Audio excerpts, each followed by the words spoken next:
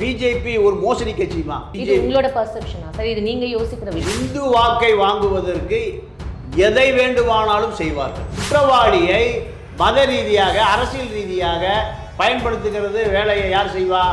மலிவான அரசியல் பண்றது தான் பண்ணுவாங்க. அப்போ 300க்கு 300 இல்லைனாலும் அட்லீஸ்ட் ஒரு க்ளோஸ் இதில் வந்து பிஜேபி வின் பண்றதுக்கான சான்சஸ் இருக்குன்னு தானே சார் நம்ம பார்க்க வேண்டியதா இருக்கு. ஒரு எம்எல்ஏ மக்களுக்கு என்னையா பண்ண ஒரு சர்வே பண்ணுங்களேன், ஒரு ஸ்ட்ராட்டஜி எடுக்கலாம். சவுந்தரராஜா அவங்க கூட தான் ரிசைன் பண்ணி கவர்னர் போஸ்ட் ரிசைன் பண்ணிட்டு இப்போ அவங்கள விடுங்க. அவங்க யாராவது மாட்டினான்னா அவனை வச்சு அரசியல் பண்ணலாம். முழுக்க இந்து கன்சாலிடேஷன், இந்து வாக்கை பெறுவதற்கு என்ன அயோக்கியதனமான பண்ற கட்சி தான் பிஜேபி. பிஜேபிக்கு இது ஒரு பெரிய நெருக்கடி தானே சார்? அவங்க அந்த மாதிரி விட்டு வைக்க முடியாது இல்ல. அவன் அப்படியே உடச்சி சுக்குநூறு ஆக்கி ஆட்டோ டிரைவரை முதலமைச்சர் ஆக்குறீங்க ஏக்நாத் சிண்டாய. அப்போ உங்களுக்கு தேவைன்னா இந்துத்துவ அரசியலையே உடப்பீங்க, இந்துத்துவ அரசியலே காலி பண்ணுவீங்க. அப்படி பார்த்தா ஜாஃபர் சாதிக் அவங்க கைதே பண்ணிருக்க கூடாது இல்ல சார்? ஜாஃபர் சாதிக்கு ஒரு இது, அமீருக்கு ஒரு இது. இப்போ அமீரை விட்டு வச்சிருக்கா பிஜேபி, ஏமாத்துறான். அமீரை விட்டு வச்சிருக்கா.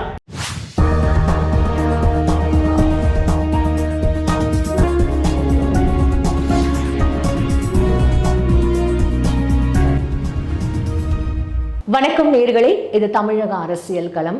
ஒவ்வொரு நாளும் நம்ம தமிழா பாண்டியன் சார் கிட்ட நிறைய விஷயங்கள் வந்து பேசிட்டு இருக்கோம். அதுவும் இப்போ தேர்தல் களம் சூடு பிடிச்சிட்டு இருக்கு. ஏப்ரல் 19ஆம் தேதி நம்ம எல்லாருமே ஓட்டு போடுறதுக்கு வெயிட் பண்றோம். மை ஓட் மை ரைட் அப்படின்றத மறக்காதீங்க, எல்லாரும் கண்டிப்பா ஓட்டு போடுங்க. இன்னும் நம்ம சார் கிட்ட நிறைய விஷயங்கள் கேட்டு தெரிஞ்சுக்கலாம். இன்னைக்கு கள நிலவரம் என்ன? வணக்கம் சார். வணக்கம் சார். காலையிலேயே ஹாட்டான டாபிக். இப்போ வந்து டைரக்டர் அமீர் வீட்டில் வந்து ரெய்டு போயிட்டு இருக்கு சார். இது என்ன சார்? இது எண்ட்லெஸ்ஸாக போயிட்டே இருக்குது. வராங்க, ரெய்டு பண்ணுறாங்க. ஜாஃபர் சாதிக் வீட்டில், அவர் வீட்டில் வந்து ரெய்டு பண்ணி அவரை அரெஸ்ட் பண்ணாங்க. இப்போ அமீர் இவர் வீட்டில் வந்து ரெய்டு பண்ணுறாங்க. என்ன நடக்குது இப்போது? அரசியல் இப்போ வந்து இந்த 19th வந்து எலெக்ஷன் வர இந்த டைமில் வந்து இந்த ரெய்டு இது எப்படி பார்க்கப்படுது? இல்லை, இந்த பிஜேபி அதிகமாக பதட்டப்படுகிறது என்று தான் பார்க்க முடியும். அதாவது ஜாபர் சாதிக் கைது செய்யப்பட்டு எத்தனை நாள் ஆச்சு? இவ்வளவு இடைவெளி விட வேண்டிய தேவை என்ன? உண்மையாவே குற்றவாளி அமீர்னா ஜாபர் சாதிக்கு அடுத்த நாள் அரெஸ்ட் பண்ணி ஜெயிலில் போட்டிருக்கணும். இதில் திமுகவுக்கு முஸ்லீம் வாக்குகள் முழுமையாக திமுக பக்கம் நிற்குது. அப்போ இதை பலவீனப்படுத்தணும். இதை தவிர பிஜேபிக்கு இதில் எந்த விதமான வேலையும் இல்லை. பிஜேபியை பொறுத்த வரைக்கும் இன்றைக்கி மோடி வர்றாரு, இந்த செய்தி, அதை தாண்டி அமீர் வீட்டில் ரெய்டு, இந்த செய்தி பரபரப்பாக பார்க்கப்படணும். பார்க்கப்பட்டால் என்ன, இந்து வாக்கு பிஜேபிக்கு விழுகுமா? இந்து வாக்கு நீங்கள் பிஜேபி அமீர் மீது நடவடிக்கை எடுக்குது. அமீருக்கும் ஜாபர் சாதிக்கும் போதை வியாபாரத்தை தொடர்பு இருக்கு. ஏதாவது ஒண்ணு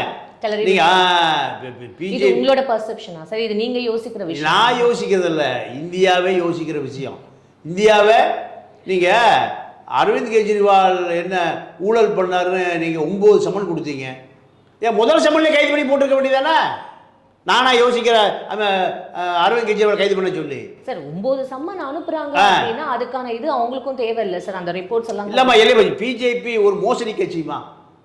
ஏன்னா இந்து வாக்கை வாங்குவதற்கு எதை வேண்டுமானாலும் செய்வார்கள். இதுதான் பிஜேபியினுடைய அஜெண்டாவே. இதுதான். நீங்க குற்றவாளினா 6 மாசம் கழிச்சு கைது பண்ணுவீங்க. அப்போ உங்களுக்கு மோட்டிவ் இருக்கு தானே அர்த்தம். ஒரு குற்றவாளி எப்போ கைது பண்ணணும்? குற்றவாளியை முடிவு பண்ண அடுத்த நிமிஷம் கைது பண்ணணும். குற்றவாளியை மத ரீதியாக அரசியல் ரீதியாக பயன்படுத்துகிறது வேலையை யார் செய்வா? மலிவான அரசியல் பண்ணுறது தான் பண்ணுவாங்க. அதை தான் பிஜேபி செய்யுது. அமீர் குற்றவாளினா அமீரை எப்போ கைது பண்ணியிருக்கணும்? நீங்கள் இவ்வளோ நாள் வச்சு டெல்லிக்கு வர்றாரு, டெல்லியில் கைது பண்ணியிருக்கலாம். ஜாபர் சாதிக் கைது, ஜாபர் சாதிக் எங்கள் அமீர் நானும் தாங்க சேர்ந்து பண்ணோம், அன்னைக்கே கைது பண்ணியிருக்கலாம். இது என்ன? இது பரபரப்பாக செய்தி மீடியாவில் வந்துகிட்டே இருக்கணும். இதுதான் நோக்கமே தவிர பிஜேபிக்கு இடிக்கு ஐடிக்கு இன்கம் டேக்ஸுக்கு வேற நோக்கமே அல்ல. சரி, ஓகே. இப்போ உங்களோட பாயிண்ட் படியே வரும். இப்போ நீங்க என்ன சொல்ல வரீங்க? இது மாதிரிலாம் வந்து பரபரப்பா பண்ணிட்டே தான் இருப்பாங்க, ஆனா வந்து கைது செய்ய மாட்டாங்க அப்படின்னு நீங்க சொல்ல வரீங்க. இது சும்மா வந்து வெறும் ஒரு ஷோ மாதிரி தான் பண்ணிட்டு. ஆமா ஆமா ஆமா. அப்படி பார்த்திருந்தா ஜாஃபர் சாதிக் அவங்க கைதே பண்ணியிருக்க கூடாது இல்லை சார்? ஜாஃபர் சாதிக்கு ஒரு இது, அமீருக்கு ஒரு இது. இப்போ ஜாஃபர் சாதிக் வந்து ஓப்பனா இல்லை, நான் எனக்கு அமீர் தான் வந்து கூட்டணி என்னோட இது அப்படின்னு சொல்லியிருந்தா, நீங்க சொல்ற மாதிரி வந்து கைது பண்ணாம இருந்தா கண்டிப்பா இப்போ தேர்தல் எலெக்ஷன் இந்த டைம்ல பிஜேபிக்கு இது ஒரு பெரிய நெருக்கடி தானே சார்? அவங்க அந்த மாதிரி விட்டு வைக்க முடியாது இல்ல? யாரை விட்டு வைக்க முடியாது? அமீர் அவரை விட்டு வைக்க முடியாது இல்ல சார்? இல்லம்மா, அமீரை விட்டு வச்சிருக்கா பிஜேபி, ஏமாத்துறான். அமீரை விட்டு வச்சிருக்கான். எத்தனை சொல்றது? கைது பண்ணணும். எப்ப கைது பண்ணிருக்கணும்? அடுத்த நாள் கைது பண்ணிருக்கணும். ஜாபர் சாட் கைது அடுத்த நாள். இது எதுக்கு விட்டு வச்சிருக்கீங்க? ஏமாத்துறக்கா? பெரும்பான்மையான இந்து வாக்கு வேணும். அவன் வந்து ஒரு முஸ்லீமு, ஒரு சினிமா டைரக்டர், ஒரு பரபரப்பானவன், எஸ்டிபியில் இருக்கான், ஈழ போராட்டத்துக்கு போறான். இப்படியான விஷயங்கள்ல அவனை கைது செய்ய எத்தனை நாளைக்கு சீனை போடுவீங்க? ஏமா, ஒரு திருடனே கையோட கைது செய்வது கையா? நீ ஓடு, அடுத்த வீதிக்கு போ, ஒரு 10 போலீஸ் துரத்தோம், அப்புறம் பிடிச்சி விடுறது, அப்புறம் வலசவராங்கத்தில் போய் தேடுறது, அப்புறம் கோடம்பாக்கத்தில் போய் தேடுறது. இது காவல்துறை செய்கிற வேலையா? எது காவல்துறை செய்கிற வேலை? கையோடு குற்றவாளி சுட்டு பிடிக்கிறதா காவல்துறை செய்கிற வேலை. இது பிஜேபி அப்படியே செய்யுது. என்ன செய்யுது? யாராவது மாட்டினான்னா அவனை வச்சு அரசியல் பண்ணலாம். முழுக்க இந்து கன்சாலிடேஷன், இந்து வாக்கை பெறுவதற்கு என்ன அயோக்கியதனமான பண்ற கட்சி தான் பிஜேபி. சரி சார், இப்போ வந்து இது பொறுத்து இருந்து தான் நம்ம பார்க்க முடியுது என்ன அப்படின்றத. இப்போ நெக்ஸ்ட் வந்து என்னன்னா, பிரசாந்த் கிஷோர் அவர் வந்து ஒரு விஷயத்த சொல்லியிருக்காரு.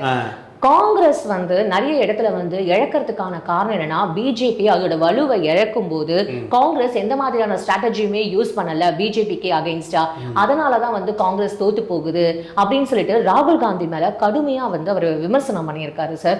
அது மட்டும் இல்லாம 300க்கு மேல வந்து இந்த வாட்டி பிஜேபி ஜெயிக்கும் திருப்பியும் அப்படின்றத பிரசாந்த் கிஷோர் சொல்றாரு. ஏன்னா பிரசாந்த் கிஷோர் சொல்றத போன வாட்டி பிரசாந்த் கிஷோர் சொன்னதை இந்த எல்லாருமே நம்பினோம், அதுக்கேற்ற மாதிரி நமக்கு ரிசல்ட்டும் கிடைச்சது. அப்போ இதே மாதிரி இந்த வாட்டியும் பிரசாந்த் கிஷோர் வந்து சொல்றாருல்ல சார், நமக்கு டிஎம்கே வின்னே பார்த்தோம், அப்ப இதே மாதிரி வந்து பிரசாந்த் கிஷோர் இந்த வாட்டியும் பிஜேபி வின் பண்ணும் அப்படின்றத ரொம்ப ஸ்ட்ராங்காவே சொல்றாரு சார். அது அம்மா, பிரசாந்த் கிஷோர் மக்களை எப்படி ஏமாற்றுவது, இதுதான் அவருடைய ஸ்ட்ராட்டஜி. மக்கள் அரசியல் தெரியாத மக்களை எப்படி பிஜேபிக்கு ஆதரவாகவோ அல்லது திமுகவுக்கு ஆதரவாகவோ திருப்புவது எப்படி, இதுதான் அவருடைய ஸ்ட்ராட்டஜி. அரசியல் சொல்லி கொடுத்து அரசியலில் அவர்கள் தெளிவு பெற வைத்து அதன் மூலம் வாக்கு பெறுவது பிரசாந்த் கிஷோருடைய வேலை அல்ல, சுனிலுடைய வேலை அல்ல. போல அன்னைக்கு இருந்த பக்தவச்சலத்தை போல, காமராஜை போல ஆட்களே இல்லை. இப்பெல்லாம் ஏமாத்துறோம். யார? வாக்காளர். 2 வகையான சைக்காலஜி ஏமாத்துறது, பணம் கொடுத்து ஏமாத்துறது. 2 வேலைகளை தான் இப்போ இருக்கக்கூடிய இந்த ஸ்ட்ராட்டஜிஸ்ட் பண்ணுறாங்களே தவிர, உண்மையான நீங்கள் ஒரு எம்எல்ஏ மக்களுக்கு என்னையா பண்ண ஒரு சர்வே பண்ணுங்களேன், ஒரு ஸ்ட்ராட்டஜி எடுங்களேன். இந்த எம்பி 5 ஆண்டு காலம் உங்களுடைய சர்வீஸ் என்ன? எத்தனை முறை நீ பாராளுமன்றத்தில் பேசியிருக்க? எத்தனை முறை இந்த மக்கள் பிரச்சனை பேசியிருக்க? மக்களை எத்தனை முறை சந்திச்சிருக்க? நீ 5 வருஷ காலம் உனக்கு கொடுக்கப்பட்ட வருஷத்துக்கு 2 கோடி ரூபாய் நிதி, 10 கோடி ரூபாய் நிதியை யாருக்கு கொடுத்த? கமிஷன் வாங்காமல் கொடுத்தியா? 10 கோடி ரூபாய்க்கு கமிஷன் எவ்வளோ தெரியுமா? 20%. 2 கோடி ரூபாய் கமிஷன் வாங்கினியா? இதெல்லாமே தான் பிரசாந்த் கிஷோர் வந்து டேட்டாஸ் எடுக்கணும். இது எடுக்கிறாரா பிரசாந்த் கிஷோர்? எடுக்கிறது இல்லை. அரசியல் கட்சி மக்கள்கிட்ட கொள்ளையடிச்சு வச்சிருக்காங்கல்ல, அந்த 400 கோடி ரூபாயை மொத்தமாக கொள்ளையடிப்பவர் தான் பிரசாந்த் கிஷோர். அவர் பற்றி 4 மணி நேரம் பேசலாம், அதனால் இது போதும். ஆக பிரசாந்த் கிஷோர் என்பவன் ஒரு முழு நேர ஏமாற்று பேர்வழி. எப்படி ஏமாற்று பேர்வழினா, அரசியல் 400 கோடி திமுக வந்து கொடுத்தது போன தேர்தலில். 400 கோடி ஏது? மக்கள் வந்து கொடுக்குற வரி பணத்தை நீங்கள் இந்த எலக்ட்ரானிக் ஃபாண்டு யார் கொடுத்தா? 600 கோடி ரூபாய் திமுகவுக்கு. லாட்ரி மார்டின், கள்ள லாட்ரி மார்டின், நல்ல லாட்ரி இல்லை, என்ன லாட்ரி? கள்ள லாட்ரி மார்டின் 600 கோடி ரூபாய் கொடுத்துருக்காரு. இப்போ இந்த 600 கோடி எதுக்கு கொடுக்குறாரு? வரி ஏய்ப்பு. மக்கள் பூரா குடும்பமாக செத்தே போயிட்டான். லாட்ரி, போலி லாட்ரியை வாங்கி ஆன்லைன் லாட்ரியில் செத்து போகிற குடும்பம் எடுத்து பாருங்கள், எத்தனை குடும்பம் கொடுத்து. அந்த ரத்த வாடையோடு இருக்கிற பணம் தான் திமுகவுக்கு வருது. அந்த ரத்த வாடையோட யார் வாங்கிட்டு போகிறா? பிரசாந்த் கிஷோர் வாங்கிட்டு போறாரு. பிரசாந்த் கிஷோர் வாங்கிட்டு போறது இருக்கணும். மக்கள் வந்து எப்படி இது எப்படி சார் இப்போ 2019 சரி 2021 இந்த எலெக்ஷன் ஆகட்டும் சரி, இதெல்லாம் வந்து திருப்பி ரிப்பீட்டடா நடந்துகிட்டே தான் இருக்கே தவிர மக்கள் வந்து இது எந்த அளவுக்கு வந்து அந்த டைம் மட்டும் தான் வந்து அதுக்கேற்ற மாதிரி ரியாக்ட் பண்றாங்க. ஆனா அதுக்கப்புறம் வந்து எந்த ஒரு இதுவும் இப்போ திருப்பியுமே டிஎம்கே ஏடிஎம்கே தானே சார், அந்த மாதிரி தானே சார் இருக்கு. இப்போ இருக்கிற சூழ்நிலை, இப்போ இருக்கிற களம் அந்த மாதிரி தானே சார் இருக்கு. இப்போ இது நடுவில் வந்து என்னன்னா தெலுங்கானால வந்து காங்கிரஸ் எவ்வளோ ஸ்ட்ராங்ன்றது நமக்கு தெரியும் இல்லை சார். அப்படி இருக்கும்போது அங்கே ரேவந்த் ரெட்டி அவரோட இதில் காங்கிரஸ் எம்எல்ஏக்கள் 64 எம்எல்ஏக்கள் அப்புறம் வந்து 3 எம்பிக்கள் நினைக்கிறேன் சார். அப்படி இருக்கும்போது அவர் அங்கே பிஜேபி வந்து வின் பண்ணுறது மோர் சீட்ஸில் வின் பண்ணும் அப்படின்ற மாதிரி ஒரு ஸ்ட்ராட்டஜி வந்து சொல்லியிருக்காங்க சார். அது எப்படி சார்? அது 64 எம்எல்ஏ இப்போ அவர் 5 எம்எல்ஏ கொண்டு போகணும்னு நினைக்கும் போது அங்கே எப்படி சார் பிஜேபி அவ்வளோ ஸ்ட்ராங்காக வின் பண்ணும்? அதுவும் தெலுங்கானால. சரி, தமிழ்நாடு விட்டுருங்க, ஒடிஷாவில் வந்து கிளீன் ஸ்வீப் பிஜேபி பண்ணுன்னு சொல்கிறாங்க. ஏன் வெஸ்ட் பெங்கால்லையே டிஎம்சியை விட நம்ம பிஜேபி வந்து மேஜராக சீட்ஸ் வின் பண்ணோம் அப்படின்ற மாதிரி ஒரு கருத்து கணிப்பு இருக்குது. இப்போ இதெல்லாம் வந்து இருக்கும்போது அப்போ 300க்கு 300 இல்லைனாலும் அட்லீஸ்ட் ஒரு க்ளோஸ் இதில் வந்து பிஜேபி வின் பண்ணுறதுக்கான சான்சஸ் இருக்குன்னு தானே சார் நம்ம பார்க்க வேண்டியதாக இருக்குது. ஆமாம், நீங்கள் அப்படியே பிஜேபி தரப்புக்கு போயிடுவோம். சரி, பிஜேபி 400 சீட் ஜெயிக்க என்பது ஒரு மாதத்துக்கு முந்தி உள்ள நிலைமை. யார் சொன்னா? இந்த காவி மீடியாக்கள் சொன்ன செய்தி. சரி, என்ன மீடியாக்கள்? காவி மீடியாக்கள் சொன்ன செய்தி. ஆமாம், நியூஸ் 18 தமிழ்நாடு யாருடைய டிவி? அம்பானி டிவி. சரி, அங்கே வேலை பார்க்குற கார்த்திக் செல்வம் அம்பானிகிட்ட சம்பளம் வாங்குறவர். ஆமாம், அம்பானி ஒரு இந்தியாவோட பெரிய கார்பரேட்டு. அவர் பிஜேபிக்கு ஆதரவு கொடுப்பாரா இல்லை கம்யூனிஸ்ட் கட்சிக்கு ஆதரவு கொடுப்பாரா? ஆனா கார்த்திகை செல்வன் யார்? கார்த்திகை செல்வன் அவர் ஒரு கார்பரேட் சம்பளம் வாங்குற அவர் ஒரு மினி கார்பரேட். சரி சார், அப்ப அவரு சரி, ஓகே, நீங்க சொல்லுங்க சார். நம்ம அப்போ அம்பானி டிவி 400 சீட் ஜெயிக்கும்னு நம்ம இந்தியா பூரா சர்வே பண்ணி கார்த்திகை செல்வன் சொல்றாரு. இப்போ ஒரு மாசத்துக்குள்ள 400 300 ஆகி போச்சு. கவனிச்சிங்களா? ஷார்ப்பா கவனிச்சிங்களா? 300. பிஜேபி ஆர்எஸ்எஸ் ஆட்கள் 200 சீட் தான் ஜெயிக்கிறான் இப்போ. ஆமாம், அப்போ 400 300 ஆகி 300 இப்போ 200 நிற்கிது. அப்போது இதுதான் நீங்கள் ஐபி ரிப்போர்ட்டு. பிஜேபி 200க்கு மேலே தாண்டாது. உள்துறையிலிருந்து ஐபி முழுக்க 534 தொகுதியில் சர்வே எடுத்துட்டான். எடுத்ததில் பிஜேபி 200க்கு மேலே தாண்டாது. இதுதான் கரெக்டு லிஸ்ட்டு. அமித்ஷா ஏன் தமிழ்நாடு ப்ரோக்ராமில் கேன்சல் பண்ணாருன்னா யூபிலேயே வீக்காக இருக்கியா? எங்கே? யூபிலேயே 80 சீட் இருக்குது, 72 சீட்டு பிஜேபி அடிக்கும். அங்கேயே வீக்காக இருக்கு. நீ யூபியை தவிர எங்கேயும் வந்துடாத, பிஜேபி கட்டளை இருக்கு. எங்கே? யாருக்கு? அமித்ஷா. அப்போ 400 சீட்டு ஜெயிக்கிறா, ரிலாக்ஸாக இருக்க வேண்டியதானம்மா. நல்லா டிகிரி கேப்பி குடிச்சிட்டு நீட்டாக இருக்க வேண்டியதானே. ஏன் பதறீங்க? அப்போ உங்களுடைய உளவுத்துறையை உங்களை கைவிரிச்சிருச்சு. உளவுத்துறையை நீங்கள் பாண்டிச்சேரியில் ஒரு பான சோத்துக்கு எத்தனை சோறு போதும்? ஒரு சோறு. பாண்டிச்சேரியில் உள்துறை அமைச்சர், பிஜேபியை சேர்ந்த உள்துறை அமைச்சர் நமச்சிவாயம், அவர் இப்போ ரிசைன் பண்ணிட்டு எலெக்ஷன் நிற்கிறார். ஆமாம். அப்போ தமிழிசை சவுந்தரராஜன் வர தமிழிசை சவுந்தரராஜன் அவங்க கூட தான் ரிசைன் பண்ணி கவர்னர் போஸ்டே ரிசைன் பண்ணிட்டு இப்போ அவங்கள விடுங்க. அவங்க அதாவது ஆளுநர் பதவிக்கான முடிய போகுது, மீண்டும் நீடிச்சு தரமாட்டாங்க. அப்போ அவங்க நம்ம மந்திரி ஆகணும்னு மயிலாப்பூர் இருக்கிற பிராமின் ஓட்டும் மாம்பழத்தில் இருக்கிற பிராமின் ஓட்டு 3 லட்சம் பேர் நமக்கு ஓட்டு போட்டுருவாங்க, நம்ம ஜெயிச்செல்லாம் நிற்கிது. அது ஒரு பக்கம் வச்சுக்கங்க. இப்போ நமச்சிவாயத்தை கூப்பிட்டு அமித்ஷா லெஃப்ட் அண்ட் ரைட்டில் ரிசைன் பண்ணி நில்லையா, ரிசைன் பண்ணி நிற்க மாட்டேங்கிற, தொலைச்சிருவேன், ரிசைன் பண்ணி நிற்கிறார். அப்போது ஒரு சீட்டுக்கு ஏன் பதறீங்க? பிஜேபி வாஜ்பாய் கவர்மெண்ட் எத்தனை சீட்டில் கவுந்தது? ஒரு சீட்டில் கவுந்தது. அதே போல் நிலைமை வரும். தொலைச்சு போய் நில்லுனே பதவி போய் நிற்கிறார். அப்போது ஒரு சீட்டுக்கு 400 சீட்டு ஜெயிக்கிற பிஜேபி ஒரு சீட்டுக்கெல்லாம் ஏன் பதட்டப்படுறீங்க? ஏன் ஹேமந்த் சேனை தூக்கி உள்ளே போடுறீங்க? 2 முதலமைச்சர் உள்ளே வச்சுட்டு இது வரைக்கும் இந்திய ஜனநாயகத்தில் ஒரு தேர்தல் நடந்ததாக வரலாறு இல்லை.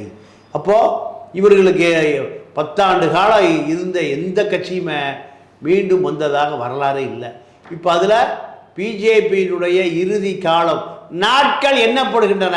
அதில் ஆத்திரக்காரனுக்கு புத்தி மட்டம், இதுதான் தமிழ்நாடு தாண்டி இந்த கேரளா, கர்நாடகா, ஆந்திரா, ஒரிசா, மகாராஷ்டிராவில் வருகிற தகவல் பூரா பிஜேபிக்கு எதிராக தான் இருக்குது.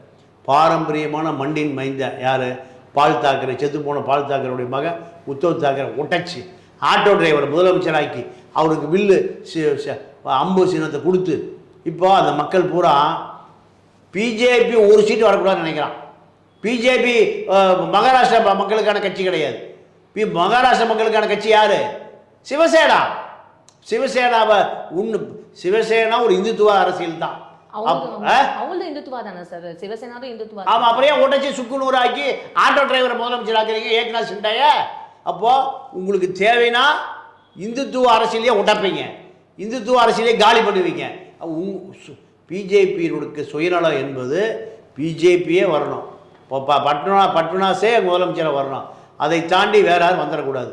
அப்போது 2.5 வருஷம் இவங்க 2.5 வருஷம் இப்படி தான் அங்கே வந்து ஒரு எக்ரிமெண்ட்டு. அதை பிஜேபி அந்த ஜென்டில்மேன் எக்ரிமெண்ட்டை ஏற்றுக்கொள்ளவில்லை.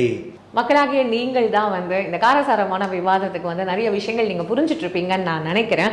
எல்லாருமே வந்து ஏப்ரல் 19 மறக்காமல் ஓட்டு போடுங்க. மீண்டும் நாளைக்கு வேறு ஒரு சூடான ஒரு விவாதத்தில் உங்களை வந்து மீட் பண்ணுறேன். அதுவரை உங்களிடமிருந்து விடைபெறுவது உங்கள் அமிர்தா.